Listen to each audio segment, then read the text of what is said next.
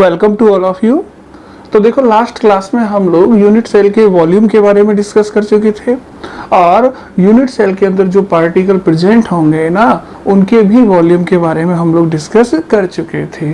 अगर हम ये बातें ठीक ढंग से समझ गए हैं तो अब हम आगे यूनिट सेल या क्रिस्टल लैटिस की पैकिंग एफिशिएंसी पर बात करेंगे। पैकिंग एफिशिएंसी से मेरा मतलब होता है संकुलन क्षमता।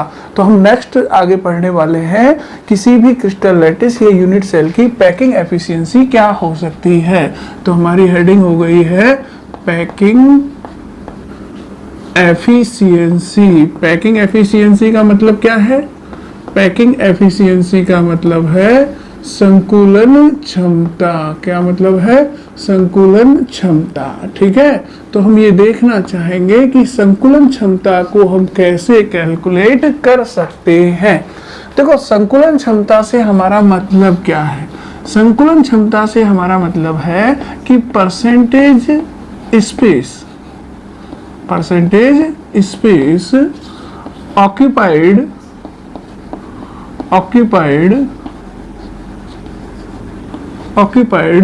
by the particle।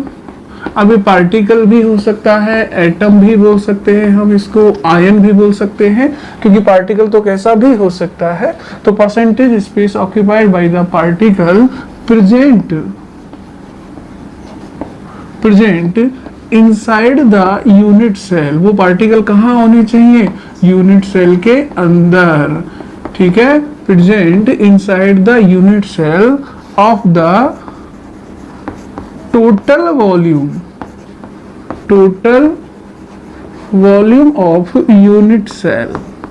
अब इस बात का क्या मतलब है? इस बात का मतलब है कि हमें वो परसेंटेज ऑफ स्पेस देखना है, यानी स्पेस का वो परसेंटेज देखना है जो यूनिट सेल के अंदर उपस्थित पार्टिकल्स के द्वारा घेर लिया गया है। यानी यूनिट सेल के अंदर जितना भी वॉल्यूम या स्पेस अवेलेबल है, उसका कितने परसेंट हिस्सा पार्टिकल ने घेर लिया है, वही परसेंटेज आपकी क्या होती है? पैकिंग एफिशिएंसी होती है। इस बात को और सिंपल तरीके से मैं ऐसे बताऊं तो देखो, जैसे मान लो ये कोई यूनिट सेल है या फिर मान लो ये कोई मेरे पास बॉक्स है। ठीक है, इस बॉक्स के अंदर मैं कुछ पार्टिकल अरेंज करूं, ठीक, और ये देखूं कि उन पार्टिकल ने बॉक्स का कितना हिस्सा घेर लिया है। तो देखो, यहाँ उपलब्ध स्थान कितना है? इतना। ठीक है, अब जो भी पार्टिकल मैं रखूंगा वो कुछ ना कुछ स्थान तो घेरेगा। ठीक, अगर मैं इस पूरे में पार्टिकल रख दूं और फिर ये काउंट करूं कि भाई पार्टिकल ने कितना स्थान घेर लिया है, तो जो भी परसेंटेज आएगा उसका, वही इसके लिए क्या हो जाएगी? पैकिंग एफिशिएंसी हो जाएगी। अब मान लो जैसे ईंट ब्रिक्स आप सबने देखी हैं, तो ईंट टाइप के या इस तरह के पार्टिकल मैं यहाँ पर अरेंज करके रखता हूँ। तो देखो, जैसे मैंने यहाँ कुछ पार्टिकल रख दिए, ठीक है, ये मैंने एक रो बना दी। अब चूंकि मेरा पार्टिकल इस तरह का है तो आप देख रहे हैं कि इनके बीच में बिल्कुल भी खाली स्थान नहीं बचा है। ठीक, अब मैं दूसरी रो बना देता हूं इसके ऊपर। ये लो, मैंने दूसरी रो बना दी। अब देखो, आप यहां भी लगभग पूरा स्थान इन्होंने घेर लिया है। जितना इनको मिलता जा रहा है वो स्थान ये घेरते चले जा रहे हैं। ठीक है, अगली रो बना देता हूं। मान लो अगली रो ये रही और उन्होंने भी इस तरह से इस स्थान को घेर के रखा है। ठीक है, तो आप देख रहे हैं कि अगर पार्टिकल इस तरह का है तो फिर वो तो लगभग पूरे स्थान को घेरता चला जा रहा है। मेरे कहने का मतलब है कि दो पार्टिकल के बीच में खाली जगह नहीं है, यानी इसका कोई भी स्थान खाली नहीं रह रहा। जहां जहां पार्टिकल रखते जा रहे हो वहां वहां स्पेस ऑक्यूपाइड होता जा रहा है। ठीक है, अब देखो, मुझे एक बात बताओ, इसे मैं यूनिट सेल मानूं, बॉक्स मानूं, कुछ भी मानूं, पहले इसका वॉल्यूम या इसका स्पेस कितना था? इतना। ठीक है, जब ये खाली था। जैसे ही आपने इसके अंदर पार्टिकल रख दिए, पार्टिकल इस तरह के हैं तो उन्होंने लगभग पूरा स्थान घेर लिया है। क्या कोई भी जगह यहाँ पर खाली बची है? क्या दो पार्टिकल के बीच में कोई भी जगह खाली है? नहीं। इसका मतलब हम लोग कह सकते हैं कि almost 100% space occupied by the particle. सही बात है कि नहीं है? यानी पार्टिकल ने लगभग 100% स्थान ही पूरी तरह से कवर कर लिया है, कोई स्थान खाली नहीं छोड़ा है। पार्टिकल उपलब्ध आयतन का या उपलब्ध स्थान का जितने परसेंट हिस्सा ऑक्यूपाइड कर लेते हैं वही तो पैकिंग एफिशिएंसी कहलाता है। तो इन पार्टिकलों ने कितना हिस्सा घेर लिया है, लगभग 100%। तो इसकी पैकिंग एफिशिएंसी भी कितनी हो जाएगी, इस समय इस टाइप की पैकिंग के लिए जो पैकिंग एफिशिएंसी आएगी ना वो भी लगभग कितनी ही आएगी, पैकिंग एफिशिएंसी भी ऑलमोस्ट 100% ही होगी। समझ गए मेरी बात को। तो पैकिंग एफिशिएंसी से क्या मतलब है कि जितना भी स्थान हमें उपलब्ध हो रहा है अगर वो सारा स्थान पार्टिकल कवर कर लें, बिल्कुल भी खाली ना रहे, तो फिर जितना परसेंटेज वो घेर पाएंगे वो परसेंटेज लगभग 100 होगा और वही उस केस में उसकी पैकिंग एफिशिएंसी हो जाएगी। लेकिन एक चीज ध्यान दें, वो क्या, यहाँ हमने पार्टिकल को स्क्वायर है ना या फिर रेक्टेंगुलर टाइप का माना है, इसलिए उन्होंने लगभग पूरा स्थान ऑक्यूपाइड कर लिया है। लेकिन पूरे सॉलिड स्टेट में आपको पता है कि पार्टिकल स्फेरिकल होता है। कैसा होता है, स्फेरिकल, यानी particle are assume to be spherical, है ना। स्फेरिकल मतलब गोलाकार होता है।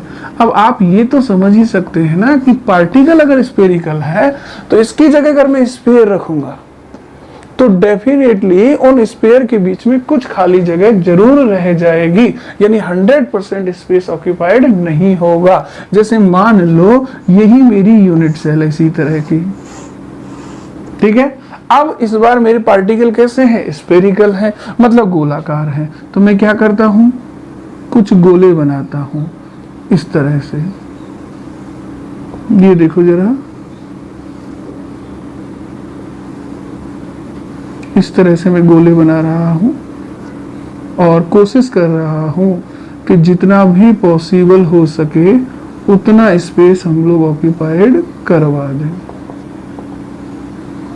लेकिन क्या ये संभव है कि ये पूरा स्थान गोलों द्वारा घेर लिया जाए? देखो जरा गौर से देखो, जब आप दो गोलों को एक दूसरे से टच करते हुए भी रखेंगे ना, क्लोज, बिल्कुल क्लोज भी रखेंगे ना, तो भी उनके बीच में ये जगह खाली रह जाएगी। ऐसे इधर देखो, इस गोले को और इस गोले को भी टच करते हुए रखा ना, तो भी ये वाली जगह खाली रह गई है। ये भी है, ये भी है, ये सब वेकेंट स्पेस है जो क्लोज पैकिंग के बाद भी खाली रह जाना है। जबकि ऊपर देखो बिल्कुल भी वेकेंट स्पेस नहीं था, इसलिए हमने कहा था कि पार्टिकल ने लगभग 100% स्पेस को ही ऑक्यूपाइड कर लिया है, यानी यही इसकी क्या हो गई है, पैकिंग एफिशिएंसी हो गई है। लेकिन क्या आप यहाँ ऐसा कह सकते हो कि पार्टिकल ने 100% स्पेस को ऑक्यूपाइड कर लिया है? नहीं कह सकते, क्योंकि पार्टिकल आपका कैसा है, स्फेरिकल, और जब दो स्फीयर होंगे उनको मिनिमम कितनी डिस्टेंस पे रख सकते हो, एक दूसरे से टच करते हुए, और जब टच करते हुए भी रखोगे ना तो भी उनके बीच में खाली जगह रहेगी। रहेगी कि नहीं रहेगी? ये वो स्थान है जो पार्टिकल द्वारा घेरा नहीं जाएगा, खाली रह जाएगा। तो इसके अंदर अवेलेबल स्थान तो इतना था, लेकिन क्या ये पूरा का पूरा इन स्फेरिकल पार्टिकल ने ऑक्यूपाइड कर लिया है? नहीं, उसका कुछ हिस्सा अभी भी खाली पड़ा हुआ है। तो क्या 100% ऑक्यूपाइड हो गया है स्पेस? नहीं, यहाँ जो स्पेस ऑक्यूपाइड हुआ है वो क्या होगा, लेस देन 100%। बोलो बात सही है कि नहीं है? यानी 100% से कम स्थान ही पार्टिकल घेर पाएंगे, जरूर उनके बीच में कुछ खाली जगह रह जाएगी, जिसे हम लोग वॉइड्स कहेंगे। क्या कहेंगे? वॉइड्स, जिन पर हम लोग आगे भी डिस्कस करने वाले हैं। लेकिन अभी इतना समझो कि स्फेरिकल पार्टिकल है तो वो लैटिस का 100% स्पेस कभी भी नहीं लेगा, उससे कुछ कम ही लेगा। इसलिए यहाँ पैकिंग एफिशिएंसी क्या 100% हो सकती है? नहीं, 100% से क्या होगी, कम। इसलिए याद रखना कि पैकिंग एफिशिएंसी, जिसको शॉर्ट में मैं पीई लिख देता हूं, वो हमेशा कितनी होगी, 100% से कम होगी। समझ रहे मेरी बात? पैकिंग एफिशिएंसी का मतलब क्या है? पैकिंग एफिशिएंसी का सीधा सा मतलब यही होता है कि किसी भी क्रिस्टल में उपलब्ध स्थान का कितने प्रतिशत हिस्सा अभी भी कणों द्वारा घेरा गया है। जितने परसेंट हिस्सा बेबी कण घेरते हैं वही उसकी पैकिंग एफिशिएंसी कहलाता है। क्लियर है सबके दिमाग में? अब हम क्या करेंगे, अलग अलग तरह की यूनिट सेल देखेंगे और उनकी पैकिंग एफिशिएंसी को कैलकुलेट करेंगे। अब देखो, अगर हमें पैकिंग एफिशिएंसी को कैलकुलेट करना है किसी भी क्रिस्टल लैटिस के लिए, तो हमें दो चीज़ों का आइडिया होना चाहिए। दो चीज़ें कौन सी? एक तो यूनिट सेल का वॉल्यूम कितना है, यानी पार्टिकल को कितना वॉल्यूम अवेलेबल होगा। दूसरा हमें ये आइडिया होना चाहिए कि पार्टिकल ने खुद ने कुल मिलाकर कितना वॉल्यूम घेर लिया है, यानी पार्टिकल द्वारा ऑक्यूपाइड वॉल्यूम और यूनिट सेल में अवेलेबल वॉल्यूम दोनों का आइडिया होना चाहिए। अगर मान लो यूनिट सेल में अवेलेबल जितना भी वॉल्यूम है वो सारा का सारा ही पार्टिकल ने घेर लिया है, तो फिर पैकिंग एफिशिएंसी कितनी हो जाएगी? 100%। बट चूंकि हम कह चुके हैं कि हमारा पार्टिकल स्फेरिकल है, तो ऐसा तो कभी हो ही नहीं सकता कि 100% स्पेस को वो ऑक्यूपाइड कर ले। 100% से कुछ ना कुछ कम ही रहेगी, ध्यान रखोगे। तो अगर मुझे किसी भी क्रिस्टल लैटिस के लिए पैकिंग एफिशिएंसी को काउंट करना है, कैलकुलेट करना है, पैकिंग एफिशिएंसी को शॉर्ट में मैं पीई लिख रहा हूं, है ना, कैपिटल लिख देता हूं, पीई लिख रहा हूं, ठीक है। अब इसको कैलकुलेट करने के लिए मुझे दो चीजें चाहिए। दो चीजें कौन कौन सी? एक तो वॉल्यूम ऑक्यूपाइड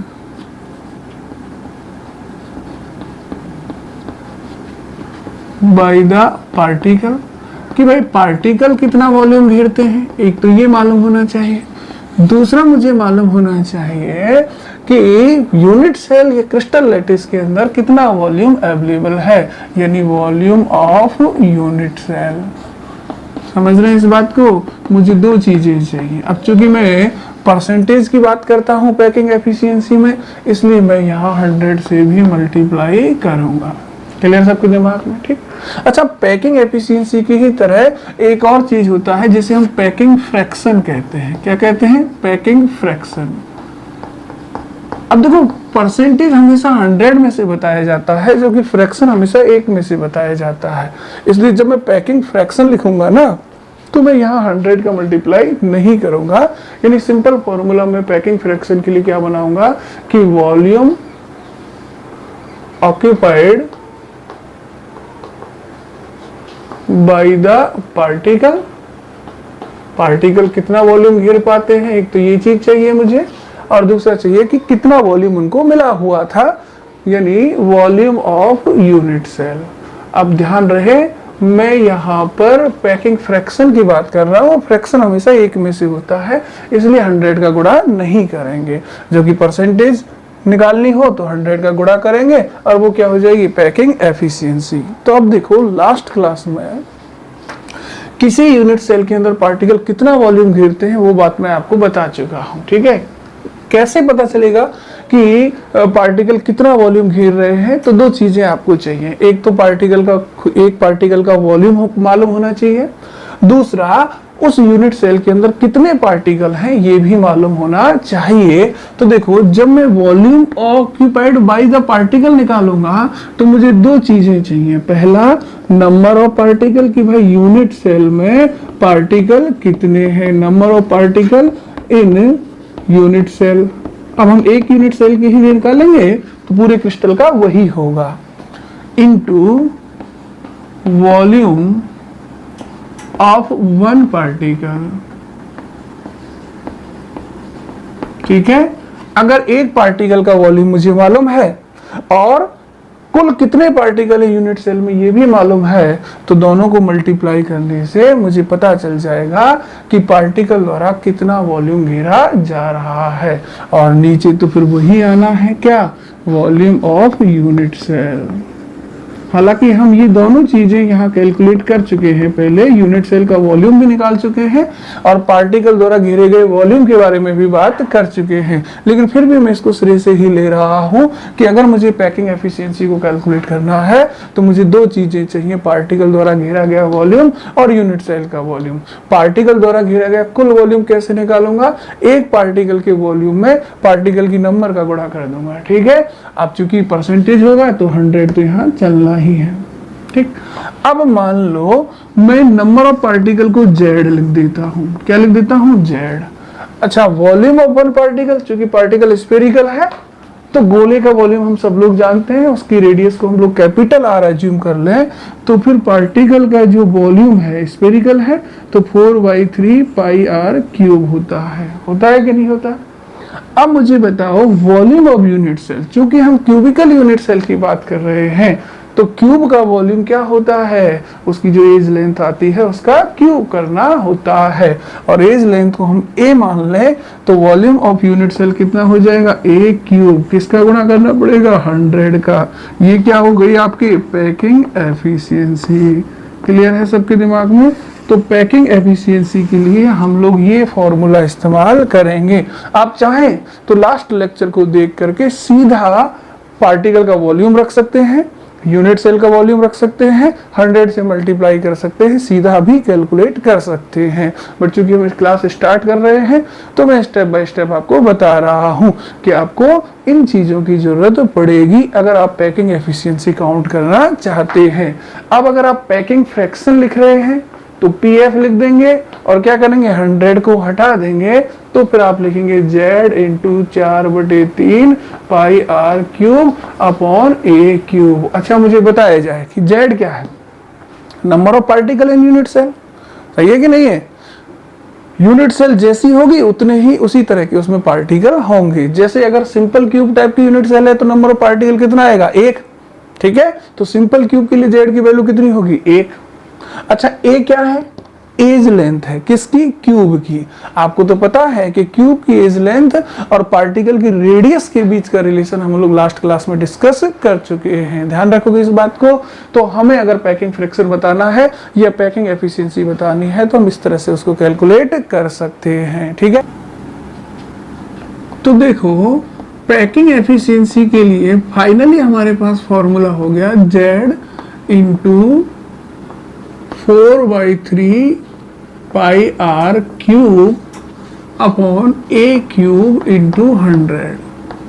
ठीक है, अब देखो हम क्या करेंगे, अलग अलग टाइप की यूनिट सेल लेंगे और उनके लिए पैकिंग एफिशिएंसी कैलकुलेट करेंगे। जैसे सबसे पहले मैं सिंपल क्यूब टाइप की यानी सिंपल क्यूबिक यूनिट सेल की बात करूंगा। ठीक है, अब देखो सिंपल क्यूबिक यूनिट सेल है तो Z की वैल्यू कितनी होगी बताओ जरा।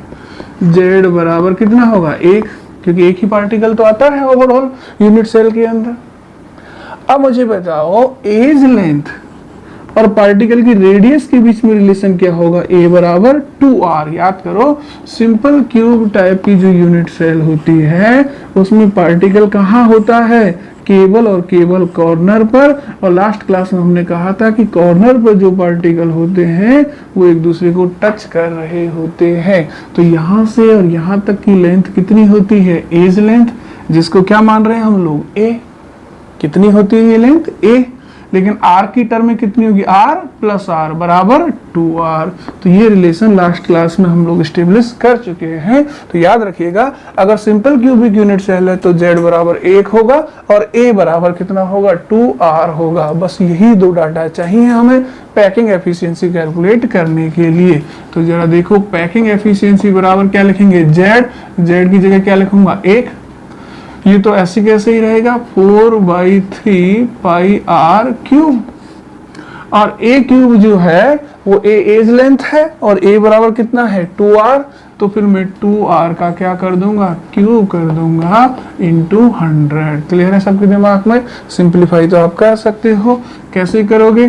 4 ये वाला 3 नीचे ले आओ, ऊपर क्या रह जाएगा? पाई आर क्यूब, और 2R का क्यूब करोगे तो ये कितना हो जाएगा? 8R cube into 100। सही है। अब ये सारी जो भी कैंसिल होता है वो कैंसिल कर दो। R क्यूब से R क्यूब कैंसिल हो जाएगा, 4 से 8 2 बार कैंसिल हो जाएगा। तो फाइनली ये बचेगा 4/3 into 2 into pi into 100। Sorry 4 तो कैंसिल हो गया। पाई/3 इंटू 2 इंटू 100 दैट इज पाई/6 इंटू 100। ये क्या है? Packing efficiency.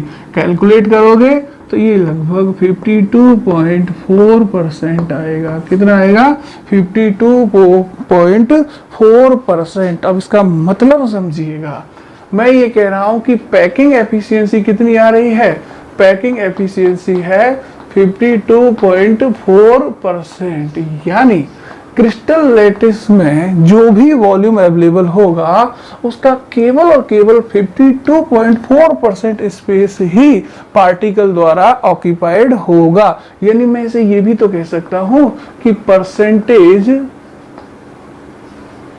स्पेस ऑक्यूपाइड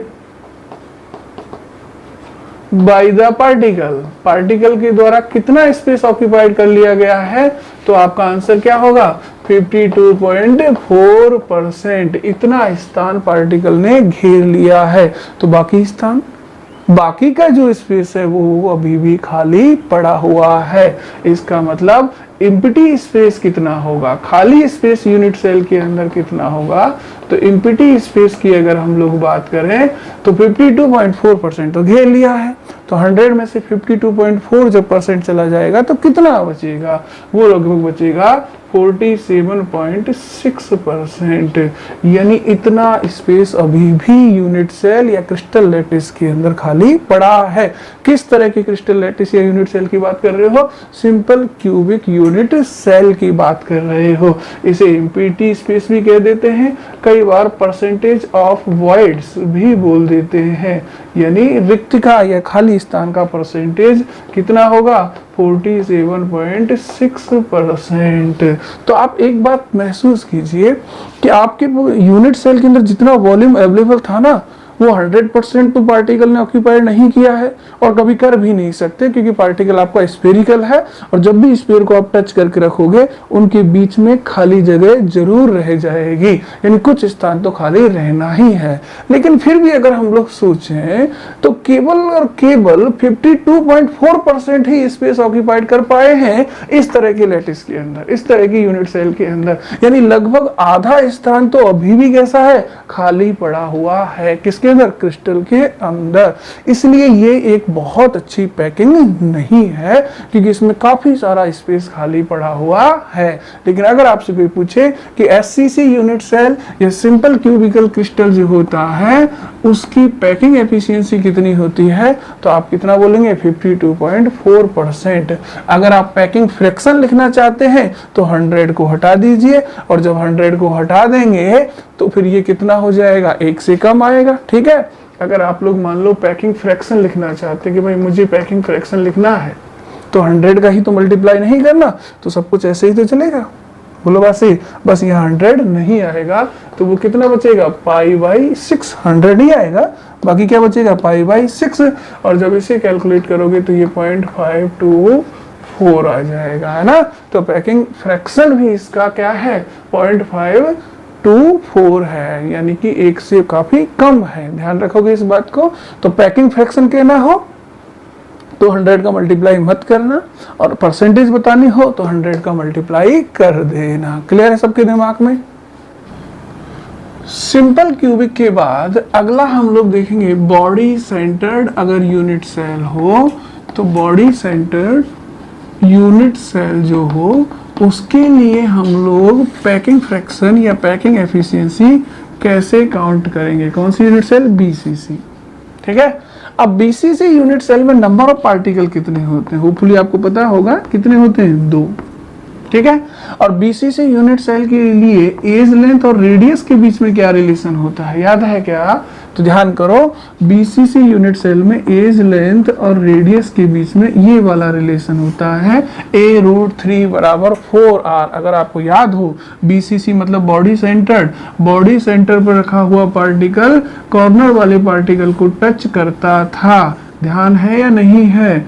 मेरे कहने का मतलब है कि बॉडी सेंटर से जो बॉडी डायगोनल पास होगा ना, ठीक है, अब इस पर यहाँ बॉडी सेंटर पर एक पार्टिकल होगा और कॉर्नर पर भी होगा और इस वाले कॉर्नर पर भी होगा, तो ये तीनों पार्टिकल एक दूसरे को टच कर रहे होते हैं। तो ये डिस्टेंस कितनी हो गई? r।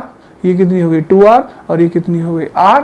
जब भी तीन पार्टिकल टच करते हैं तो डिस्टेंस कितनी होती है उनके बीच की 4r। तो ये वाली डिस्टेंस कितनी है 4r।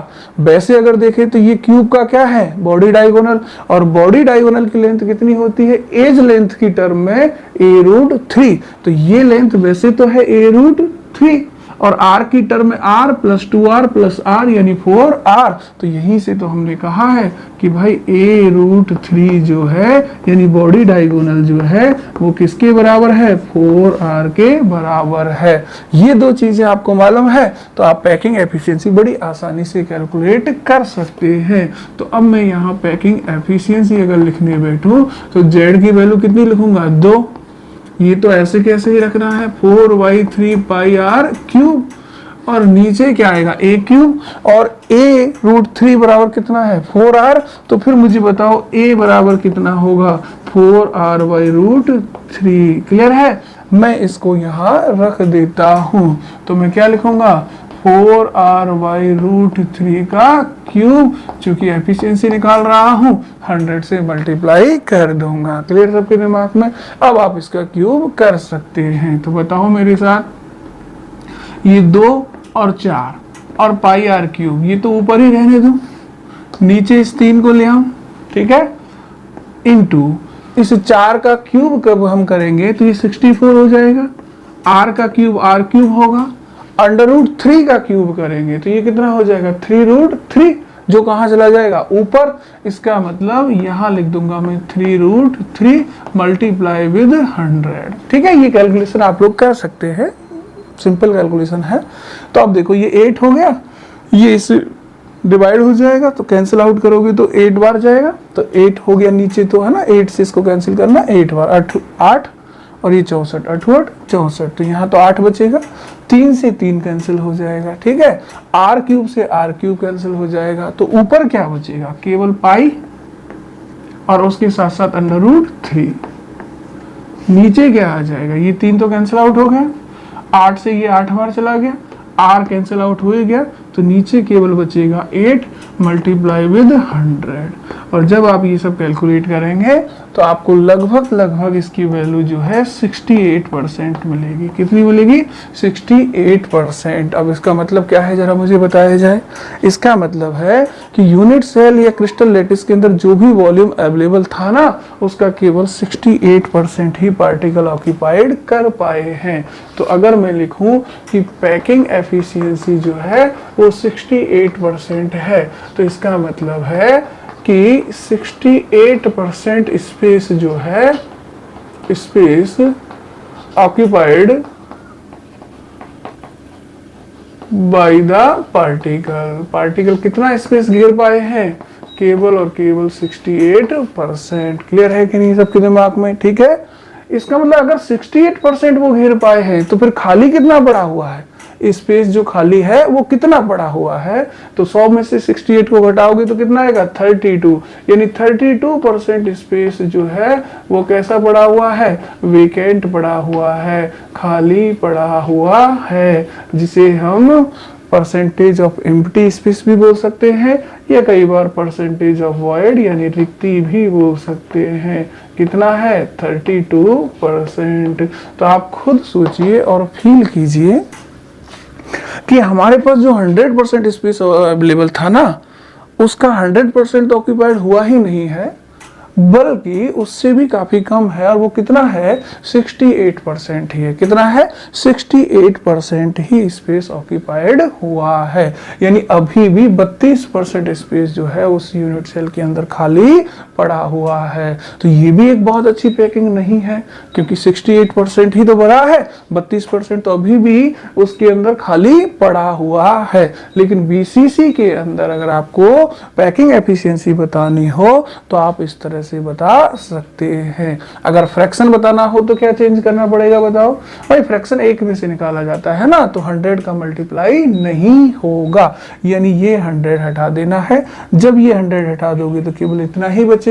यानी अगर आपको पैकिंग फ्रैक्शन लिखना पड़े तो आप क्या लिखेंगे, 100 हटा देना, क्या लिखोगे पाई × √3/8, तो इसका मतलब ये कितना हो जाएगा, ये हो जाएगा 0.68। कितना हो जाएगा 0.68। ये क्या है इसका पैकिंग फ्रैक्शन। क्लियर है सबके दिमाग में, ठीक है। बीसीसी के बाद अगली यूनिट सेल हम देखेंगे एफसीसी। एफसीसी का मतलब क्या है बताओ, फेस सेंटर्ड यूनिट सेल। सबको पता है फलक केंद्रित घनीय मात्रक कोशिका, यानी क्यूबिकल भी कहते हैं बीच में तो ज्यादा ठीक है। Face centred cubical unit cell, ठीक है। अब मुझे एक बात बताएं आप लोग, एफसीसी के अंदर नंबर ऑफ पार्टिकल कितने होते हैं, 4, हम लोग कैलकुलेट कर चुके हैं। अच्छा, एफसीसी के अंदर ए और आर के बीच में क्या रिलेशन होता है, तो एज लेंथ a√2 बराबर क्या होती है 4r। याद करो एफसीसी फेस सेंटर्ड क्यूबिकल, यानी आपको फेस डायगोनल पर रखे हुए पार्टिकल्स के बारे में सोचना पड़ेगा। अगर आपको ध्यान है तो एफसीसी यूनिट सेल के अंदर हमने कुछ इस तरह से बताया था कि भाई ये एफसीसी यूनिट सेल है अगर, तो ये वाला पॉइंट उसका फेस सेंटर होगा। तो जो पार्टिकल फेस सेंटर पर रखा होगा वो पार्टिकल क्या करेगा, कॉर्नर पर रखे हुए पार्टिकल्स को टच करेगा। करेगा कि नहीं करेगा, इस तरह से। और यहाँ से यहाँ तक की जो डिस्टेंस है वो किसको बताएगी, फेस डायगोनल को। आपको तो पता है कि ये डिस्टेंस ए है, ये वाली डिस्टेंस भी कितनी है ए, ये ए, तो ये वाली कितनी होगी a√2। फेस डायगोनल हम लोग कैलकुलेट कर चुके हैं, तो a की टर्म में तो ये डिस्टेंस कितनी है a√2, सही है। r की टर्म में कितनी होगी r, 2r और r कितनी हो जाएगी 4r। ये बातें हम पहले भी कर चुके हैं। तो एफसीसी के लिए एक तो ये रिलेशन मालूम हो, एक नंबर ऑफ पार्टिकल मालूम हो, तो पैकिंग एफिशिएंसी बड़ी आसानी से बताई जा सकती है। कैसे बताई जा सकती है देखो, अब मुझे पैकिंग एफिशिएंसी ही तो चाहिए, और पैकिंग एफिशिएंसी के लिए मुझे क्या चाहिए z, वो कितना है 4। कितना है 4। ये तो आप ऐसे कैसे रहने दो 4/3 πr³, सही है। ए क्यूब की जगह मैं क्या रखूंगा, ये वाला रिलेशन इस्तेमाल करूंगा। और अगर ये रिलेशन इस्तेमाल करूंगा तो बताओ ए बराबर क्या आएगा 4r/√2, सही है।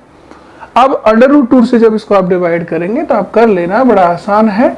ये आएगा 2√2r। कितना आएगा 2√2r। तो a बराबर आएगा 2√2r। तो a की जगह मैं ये वैल्यू रख दूंगा, और अगर ये वाली वैल्यू में रखूंगा तो मैं लिखूंगा 2√2r का क्यूब। चूंकि पैकिंग एफिशिएंसी है तो फिर 100 से मल्टीप्लाई भी करूंगा। क्लियर है। अब आप इसे सिंप्लीफाई कर ले, आपका आंसर आपके सामने है। क्या करना है भैया, इसका क्यूब करना है, इनको मल्टीप्लाई करना है। तो पैकिंग एफिशिएंसी बराबर 4 × 4 16 πr³। ये 3 नीचे आ जाएगा। 2 का क्यूब करोगे 8, अंडर√2 का क्यूब करोगे 2√2 × r³ × 100। क्लियर है। अब जो भी हो सकता है देख लो, 8 × 2 16, और ये भी 16, ये तो कैंसिल आउट हो ही जाएंगे। नीचे 3 बचेगा, अंडर√2 बचेगा, r³ से r³ कैंसिल हो जाएगा, ऊपर क्या बचेगा केवल पाई। इसका मतलब ये होगा π/3 अंडर√2 × 100। क्लियर। और जिसको आप कैलकुलेट करोगे, पाई की वैल्यू तो जानते होंगे ना, 22/7 रख सकते हो, 3.14 वगैरह रख सकते हो। तो जो ये आएगा 74%। कितना आएगा 74%। क्या मतलब है इस 74% का, इस 74% का मतलब है कि पैकिंग एफिशिएंसी अगर 74% आ गई है तो पार्टिकल द्वारा कितने परसेंट हिस्सा घेर लिया गया होगा, 74% हिस्सा पार्टिकल ने ऑक्यूपाइड कर लिया होगा। तो मैं कह सकता हूं कि percentage of space occupied bye particle कितना होगा बताओ जरा। Percentage of space occupied bye particle कितना है 74%। ठीक है, अगर 74% ऑक्यूपाइड कर लिया है तो फिर वेकेंट कितना बचा होगा 26%। वेकेंट स्पेस का परसेंटेज कितना होगा, तो परसेंटेज ऑफ वेकेंट समझ रहे हैं, खाली स्पेस है ना, वो कितना होगा, तो आप देखेंगे कि वो होगा 26%। तो इस यूनिट सेल में इस वाली पैकिंग के अंदर 74% तक स्पेस जो है किसके द्वारा ऑक्यूपाइड कर लिया गया है, पार्टिकल के द्वारा। रिमेनिंग 26% जो है वो अभी भी कैसा है, खाली पड़ा हुआ है। और मैं आपकी जानकारी के लिए बता दूं कि किसी भी क्यूबिकल पैकिंग के अंदर इससे ज्यादा स्पेस पार्टिकल ऑक्यूपाइड नहीं कर पाते। तो ये मैक्सिमम पैकिंग एफिशिएंसी है, यानी 74% से ज्यादा स्पेस क्यूबिकल पैकिंग में कभी भी ऑक्यूपाइड नहीं होता। यानी अगर क्यूबिकल पैकिंग की सबसे बेस्ट पैकिंग देखी जाए ना, सबसे अच्छी पैकिंग देखी जाए, तो वो फिर पैकिंग कौन सी है, एफसीसी टाइप की ही है। यानी 74% एक मैक्सिमम पैकिंग एफिशिएंसी है जो क्यूबिकल लैटिस के अंदर पाई जा सकती है, मगर कब, जब पैकिंग किस टाइप की हो, एफसीसी टाइप की हो। तो एफसीसी के अंदर मैक्सिमम पैकिंग एफिशिएंसी आपको मिलेगी, और वो कितनी मिलेगी 74%। यानी किसी क्यूबिकल लैटिस में ये सबसे अच्छी, सबसे क्लोज पैकिंग होती है। इसलिए अगर आपसे कोई पूछे कि क्यूब में किस टाइप की पैकिंग सबसे अच्छी है, तो आप बोलेंगे एफसीसी। इसलिए इसे हम लोग एक और नाम से पुकारते हैं कि क्यूब में सबसे क्लोज पैकिंग कौन सी है, तो क्यूबिकल क्लोज्ड पैकिंग। इसे क्या बोलते हैं, क्यूबिकल क्लोज्ड पैकिंग। क्यों बोलते हैं भैया, क्योंकि क्यूब में इससे अच्छी क्लोज पैकिंग और नहीं हो सकती। शॉर्ट में इसे बोलते हैं सीसीपी। क्या बोलते हैं, सीसीपी। इसलिए अब अगर कोई आपसे कभी एफसीसी कहे तो एफसीसी का मतलब ही सीसीपी होगा, क्योंकि एफसीसी वो क्रिस्टल लैटिस होगा जिसमें क्यूब के अंदर बेस्ट पैकिंग आपको मिलेगी, जिसकी पैकिंग एफिशिएंसी 74% तक होगी। यानी बेस्ट क्यूबिकल क्लोज पैकिंग है, तो इसे ही हम लोग क्या बोल देते हैं, सीसीपी, क्यूबिकल क्लोज पैकिंग भी बोल देते हैं। ध्यान रखोगे। देखो दो टाइप की पैकिंग है जिनके अंदर 74% तक पैकिंग एफिशिएंसी होती है। एक तो एफसीसी या सीसीपी है, ठीक है, और दूसरा होता है एचसीपी, जिसको हम लोग बाद की क्लासेस में डिस्कस करेंगे, क्योंकि बोर्ड पॉइंट ऑफ व्यू से ये इंपॉर्टेंट नहीं है, पर कॉम्पिटिटिव पॉइंट ऑफ व्यू से एचसीपी भी इंपॉर्टेंट होता है, जिसको मैं एक सेपरेट लेक्चर में एचसीपी की पैकिंग एफिशिएंसी को कैलकुलेट करके बताऊंगा, लेकिन वो बोर्ड पॉइंट ऑफ व्यू से नहीं होगा। तो एचसीपी का मतलब होता है हेक्सागोनल क्लोज पैकिंग। क्या मतलब होता है, हेक्सागोनल क्लोज पैकिंग। तो देखो एचसीपी के अंदर और एफसीसी या सीसीपी के अंदर पैकिंग एफिशिएंसी 74% आएगी। ध्यान रखोगे इस बात को। तो हम लोगों ने तीन टाइप के यूनिट सेल के अंदर पैकिंग एफिशिएंसी को डिस्कस किया है कि नहीं किया। सबसे पहले कौन सी थी बताओ, एससीसी, सिंपल क्यूबिक टाइप की। उसके बाद दूसरी कौन सी थी, बीसीसी, बॉडी सेंटर टाइप की। और तीसरी कौन सी थी, एफसीसी। इसे ही क्या नाम दिया है, सीसीपी। क्यों कहा है सीसीपी, कि क्यूब में इससे अच्छी क्लोज पैकिंग कोई और नहीं होती, तो इसे बोलते हैं क्यूबिकल क्लोज पैकिंग। ठीक है। एफसीसी की पैकिंग एफिशिएंसी कितनी आ रही थी, जल्दी से बताओ सोच करके, 52.4%। सही है। बीसीसी की कितनी आ रही थी, 68%। और एफसीसी या सीसीपी की कितनी आ रही है, 74%। मैक्सिमम पैकिंग एफिशिएंसी है ये, इससे ज्यादा पैकिंग एफिशिएंसी आपको मिलने वाले नहीं है। तो देखो एफसीसी से अच्छी पैकिंग है बीसीसी, और बीसीसी से भी अच्छी पैकिंग है एफसीसी या सीसीपी। क्यों, देखो क्रिस्टल के अंदर जितना स्पेस अवेलेबल होता है ना, उसमें से जितना अधिक स्पेस पार्टिकल घेर लेंगे ना, वो क्रिस्टल उतना ही हार्ड स्ट्रॉन्ग बनेगा, उसकी डेंसिटी उतनी ही ज्यादा होगी, और वो उतनी ही अच्छी पैकिंग होगी, और वो क्रिस्टल उतना ही अच्छा होगा। ठीक है। अगर पैकिंग एफिशिएंसी कम है, इसका मतलब क्रिस्टल के अंदर पार्टिकल बहुत कम स्थान घेर रहे हैं, बाकी स्थान अभी भी कैसा पड़ा हुआ है, खाली, तो वो एक अच्छी पैकिंग नहीं मानी जाएगी। तो आपसे पूछे इन तीनों में से बेस्ट और अच्छी पैकिंग कौन सी है, FCC, है ना, क्योंकि पैकिंग एफिशिएंसी सबसे ज़्यादा है, 74% है। क्लियर है सबके दिमाग में? याद रखेंगे ये सारी चीज़ें कि किस तरह से पैकिंग एफिशिएंसी हम लोग कैलकुलेट करते हैं। ठीक है, अब मैं आपके लिए एक सवाल दे रहा हूं जिसे मैं नेक्स्ट लेक्चर में डिस्कस करूंगा, आप खुद घर पर उसको करके देखेंगे। ठीक है, क्वेश्चन ये है आपके लिए कि calculate packing efficiency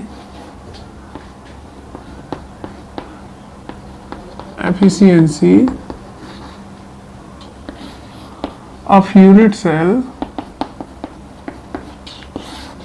in which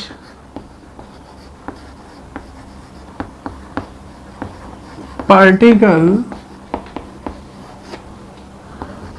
are at corner, कहाँ है पार्टिकल? Corner, and at edge centre. ठीक है, मैं कोई ऐसी यूनिट सेल आपको दे रहा हूं जिसमें पार्टिकल कहाँ है? कॉर्नर पर और एज सेंटर पर, उसकी पैकिंग एफिशिएंसी आपको कैलकुलेट करनी है। चलो मैं आपके लिए डायग्राम से भी बता देता हूं, मगर ये सवाल आपको करना है घर पे। ठीक है, जब ये कंप्लीट हो तो नेक्स्ट लेक्चर में इसका सॉल्यूशन देखिएगा। क्या कह रहा हूं मैं? इस टाइप की यूनिट सेल बना रहा हूं, ठीक है, क्लियर, जिसमें मैं कोनों पर पार्टिकल रख रहा हूं।